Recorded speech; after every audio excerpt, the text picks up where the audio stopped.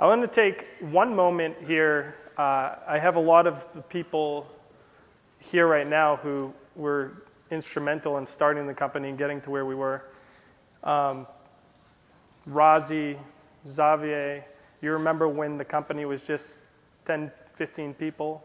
Tom, my co-founder, you remember when the company was just the two of us in your kitchen.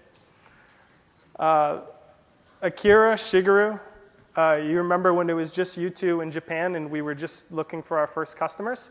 Well, all of you turn around and look at the big audience we have here, many customers, we have many great partners. I'm extremely proud, and this wouldn't have happened without you guys. Thank you so much.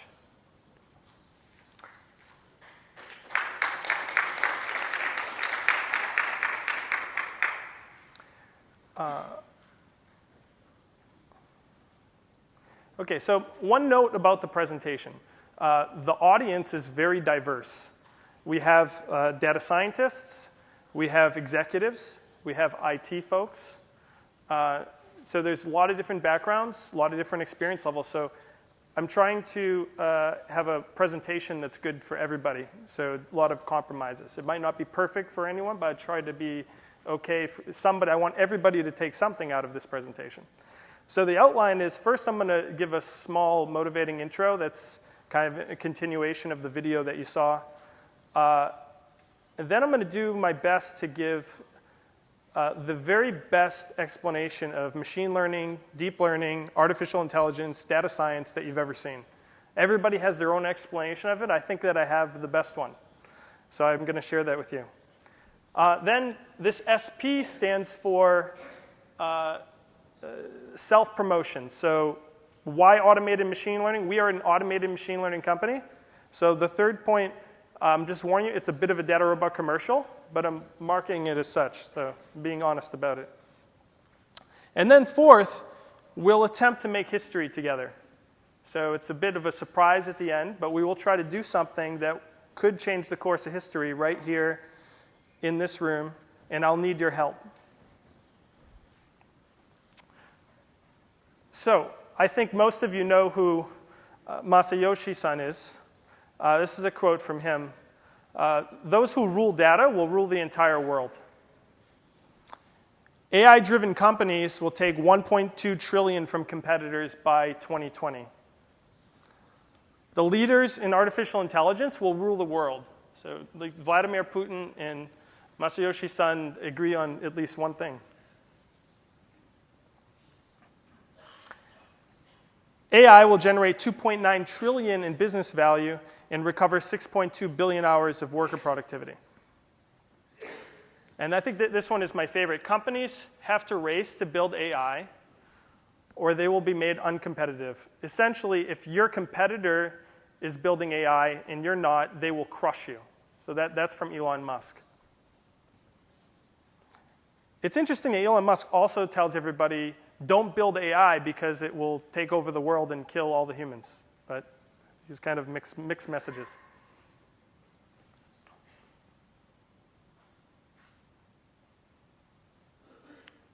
Okay, so hopefully by now everybody in the audience is motivated.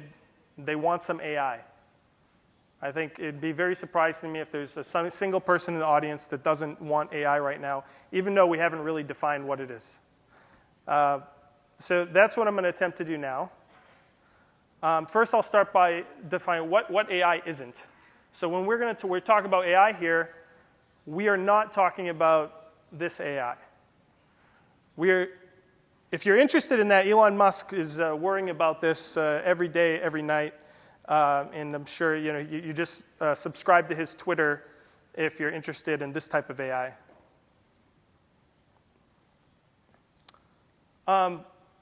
So if it's not the Terminator, if it's not machines taking over the world and extinguishing the human race, what is it? So we need to define a few terms. And so in addition to AI and machine learning, I'm sure many of you have heard of deep learning and, of course, data science. And so we're going to go through all these terms right now and explain them in a way that hopefully is new to most of you and hopefully makes sense to everybody. So start with a typical explanation. This isn't my explanation. There's about 50 different explanations of what AI, machine learning, deep learning is. And when people are talking about AI, it's not clear what exactly they're referring to usually. And this is a typical definition that you see where deep learning is a subset of machine learning, is a subset of AI. Then they don't really know what to do with data science, so they throw in something like this that doesn't make a whole lot of sense. But they're like, yeah, data science is some overlap and some not overlap. And so this is the typical, not my explanation. So here's Jeremy's explanation. I agree that deep learning is a subset of machine learning, right? That much, I think, it's tough to argue against that. Although I'm sure there's somebody out there that would argue against it. People like to argue. But AI is much more complicated. I don't think you can define AI with a Venn diagram with deep learning and machine learning. I think AI it's just something different. And I looked at probably 20 different definitions of AI, and they're all fairly consistent, all a little bit different, but this is a really good one. Computer systems able to perform tasks that ordinarily require human intelligence, right? So here, each circle represents one of these AI systems that is going to do something that a human could do, right? And these artificial intelligence systems be powered by machine learning. So many of them are powered by machine learning. Some of them are powered by specifically deep learning. And some of them are powered by very boring things like just rules. Okay? So this is, I've seen somebody attempt to explain this in writing, but I haven't seen anyone articulate it like this. So this should be new to a lot of people. And I really think that this is the best way to explain what AI is. And these AI systems produce value usually by automating something, optimizing something, or producing actionable insights. Okay, so we did AI, we did machine learning, deep learning, but we still haven't talked about data scientists or data science, right? So here I'm going to describe to you what a data scientist is. This is a data scientist. Okay? He's smiling because they make a lot of money. They make a lot of money because they can generate a lot of value for companies, a lot of real impact to earnings, by lots of different ways. But how do they do that? And this particular slide that I'm about to build is probably the one I'm most proud of in the presentation. It kind of tells a story that includes data science, machine learning, deep learning, AI, all together in a hopefully way that everybody can understand. So data scientists apply machine learning, including deep learning, plus some other data science skills, to data in the form of numbers, text, images, video, audio, a few other things. And when they do that, they produce these AI systems that we talked about. So each one of these things can do something very specific, like check some part for a defect, or check some bank transaction to see if it's fraud. And some of them are powered by machine learning, some of them are powered by deep learning specifically. And these AI systems, again, to recap what we just talked about, they generate value by automating things, optimizing things, and automatically generating actionable insights, actionable being the key word. And that's how data scientists create explosive impact to earnings. And that's how data science, machine learning, deep learning, AI, this is what I think is the very best explanation of what they all are and how they work together. Just for completeness, I will say that data scientists can also generate value directly without generating an AI system by answering business questions or manually generating insights, just for complete. Because now this is the complete picture of these terms coming together. in a way that hopefully people can understand.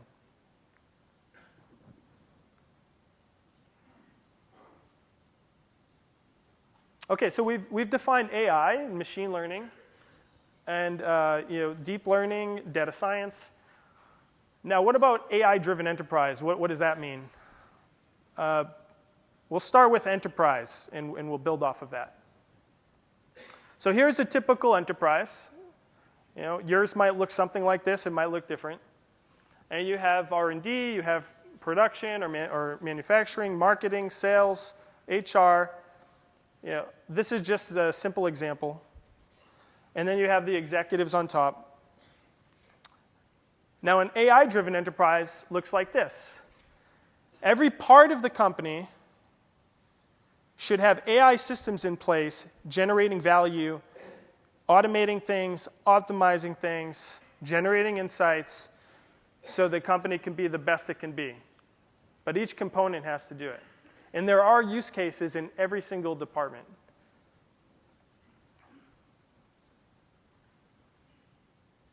And each one of these teams has some impact to earnings. And you can sum all of them up to get what is the total impact of earnings to my earnings of the company from all my AI systems that I put in place. And you can measure this. And you should measure this.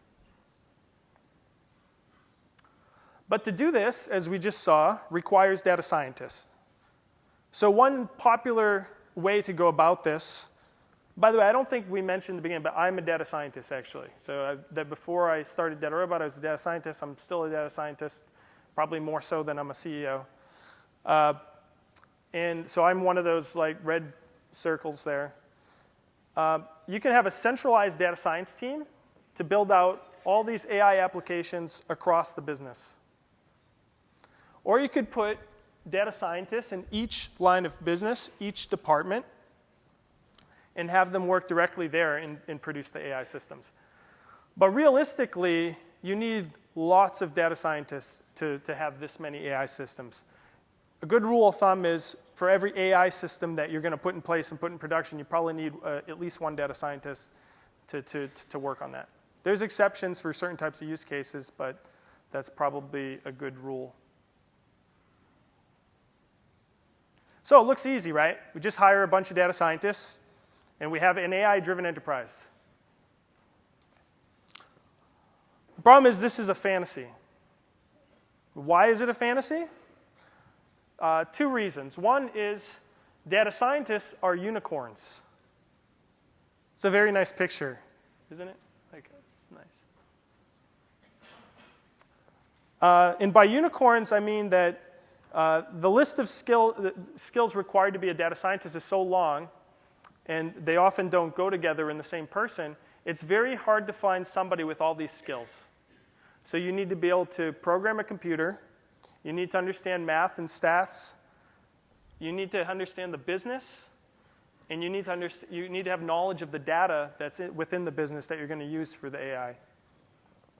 So all these things together are required to be one of those smiley faces that we saw. The second problem, the second reason that it's a fantasy is that there's a lot of fake data scientists. About 3 years ago, when data scientists became really popular, about half of my LinkedIn network changed their title to data scientist. And I know that most of them are not data scientists. And the reason that they do that is obvious. You can make a lot of money as a data scientist. So anybody who remotely does anything with data, all of a sudden became a data scientist. But they can't necessarily build an AI system. But it could be very hard to tell the difference between, if you just look at this very fast, tell the difference between a real data scientist and a fake data scientist. If I look quick, I can't tell the difference. But if you look closely, you see that's a fake data scientist.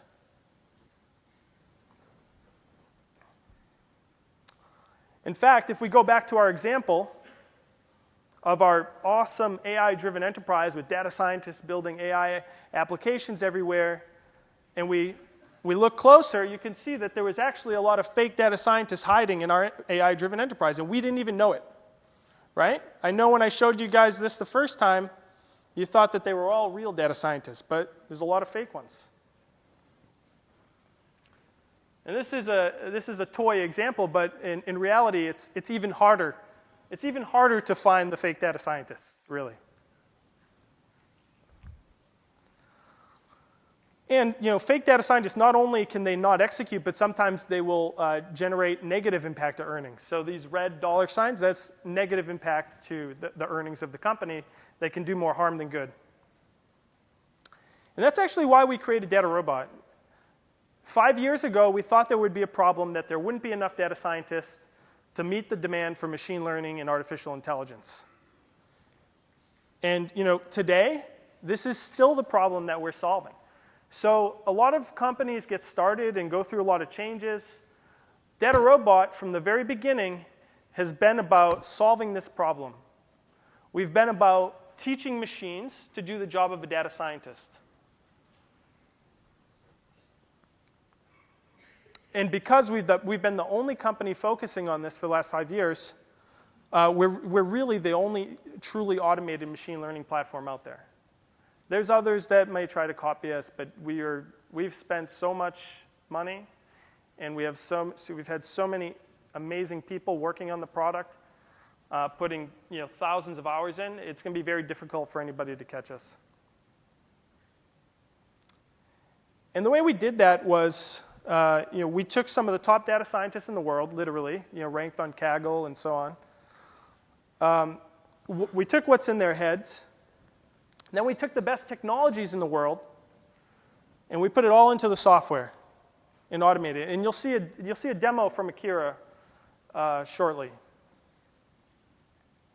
So I won't go too much more into it, but that's basically how it works.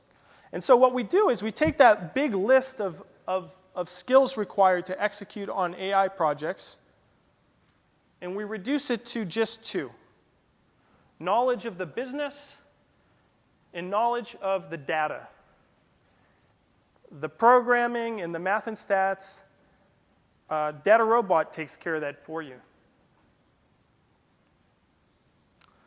So again, I said in the beginning that there's a very diverse audience, right? So I wanted all of you to take away something from this. I'm not going to read through all of this, but these are kind of a call to action. If you want an AI-driven enterprise, and you're an executive, or you're a business user, or an IT person, or a data scientist, or a software engineer, there's something up here for you.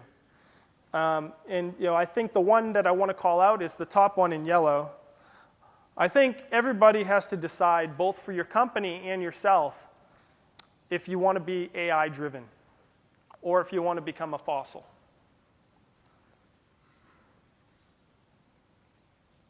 I'll leave that up there for one more second, just to make sure if anybody wants to read on that, because it's a lot.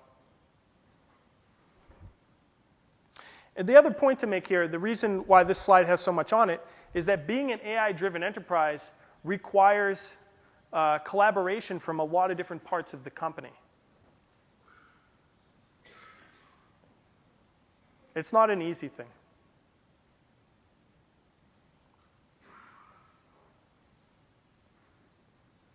And so our vision of an AI-driven enterprise is one that looks like this, where the AI systems are powered by DataRobot machine learning.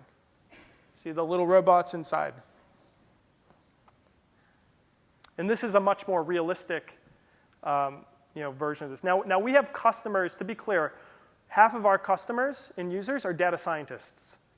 This is kind of like an Iron Man suit for data scientists. But half of our customers are not data scientists. They're software engineers, they're IT folks, they are business analysts, and they're all very successful. And the engagements where we're most proud of is when there's some data scientists in the company working together with the non-data scientists. And that tends to be really well. That's how you have an AI-driven enterprise. So we've come a long way. We started, this is Tom and I. Tom, you want to wave so people know who you are? Yeah, that's Tom. That's my co-founder. This is us in 2012 when it was just him and I in the company. We're sitting in his kitchen. We're working on Kaggle competitions with lots of, doing data science with lots of monitors. We look really cool with our Star Wars and Game of Thrones t-shirts. And so 5 years later, DataRobot is now, we've raised $124 million. It was just Tom and I in his kitchen. And we've raised $124 million. We have over 300 employees, over 150 data scientists and engineers spread all over the world. We have hundreds of customers spread all over the world. Every continent except Antarctica. We're going to try to get a customer in Antarctica. We don't have it yet. We're going to try. And our customers have built over 300 million machine learning models just in our cloud platform. That doesn't count our on-prem customers who have built probably an additional few billion.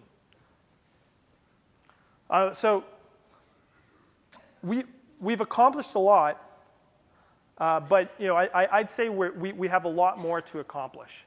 And so something people ask me about is, which of these big 5 tech companies are you worried about as a competitor?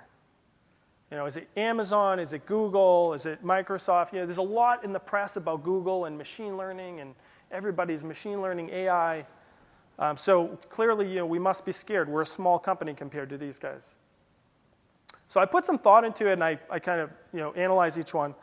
And here's what I came up with. Amazon is an online retailer. They sell things. It's also a cloud provider. They're very focused on these things. Google is a search engine. It sells ads. It also wants to be a cloud provider. Microsoft is a software company that sells software. It wants to be a cloud provider also. And Facebook's a social network that sells ads, or whatever Mark Zuckerberg feels like doing this week. The point is, these companies are very occupied and focused on these things. This is what drives their business. Now, they experiment with different things from time to time, and they certainly use AI to power these businesses that they have. I'll add a couple more. Apple builds iPhones and sells iPhones. They do some other stuff, but basically they build iPhones and sell iPhones. That's what Apple does. And IBM sells professional services. They call these services Watson. And they spend a lot of money on Watson. I don't know what else IBM does. So, sorry, IBM people again. So, if Amazon's focused on retail, Google's focused on search, Microsoft's focused on software, Facebook on social, and Apple's on iPhones. Which one of these is going to be, which one am I worried about? Well, none of them, because I think that the king of enterprise artificial intelligence needs to focus on only machine learning and artificial intelligence and have a goal to power 80% of the enterprise AI apps in the world. And I believe that you have to have that level of focus to emerge as the king. And that's our goal, is to power 80% of the artificial intelligence applications in enterprise. And we're completely focused on that. So who do I think will be the king of AI? It's us. And we have a very detailed plan to get there. Our little robot, it's our little robot, and so he's grow up a little bit. But we have a very detailed step-by-step plan to become much more powerful. We want to automate more and more use cases, more and more parts of the process. And we have the team to do it, but we need your help. So if you want to realize this vision, you want to see this happen sooner, I'll need your help. And here's where it comes to the mysterious thing that I said at the beginning of the talk, where we would try to change history together. I thought they said something about no phones or something. Get your cameras, get your phones out. You're going to need them. We started with a quote from Masayoshi Son, and we'll end with a quote from him. This one is, think big, think disruptive, execute with full passion. Masayoshi Son runs something called the Vision Fund. The Vision Fund is a $100 billion fund that, targets AI. It targets some other things. They want to make money with it, but he's specifically interested in AI. And he's specifically interested in big visions. Right? He's not interested in investing in a little startup here or there. He's interested in people thinking very big and going after things very big. And so for over 5 years, we've thought big. We've thought disruptive, and we've executed with full passion. My vision for the next chapter of DataRobot is so big and so aggressive that I think it's only worth sharing with someone like you, Masayoshi-san. So I need your help, Masayoshi-san, to realize this vision. So let's talk as soon as possible. And I need your help in the audience to take a picture of this and put it on Twitter and put it on LinkedIn and put it on Facebook until somebody sees it who knows him and he knows that I'm looking to meet with him. Unfortunately, his email is not listed online. I tried Google last night. It's like Masayoshi-san email. It just didn't come up with anything. So anyways, I thank you for your help, and I thank you for your time, and I hope that you enjoyed my presentation, and I hope that you enjoyed the rest. And thank you to our partners and my team. Arigato.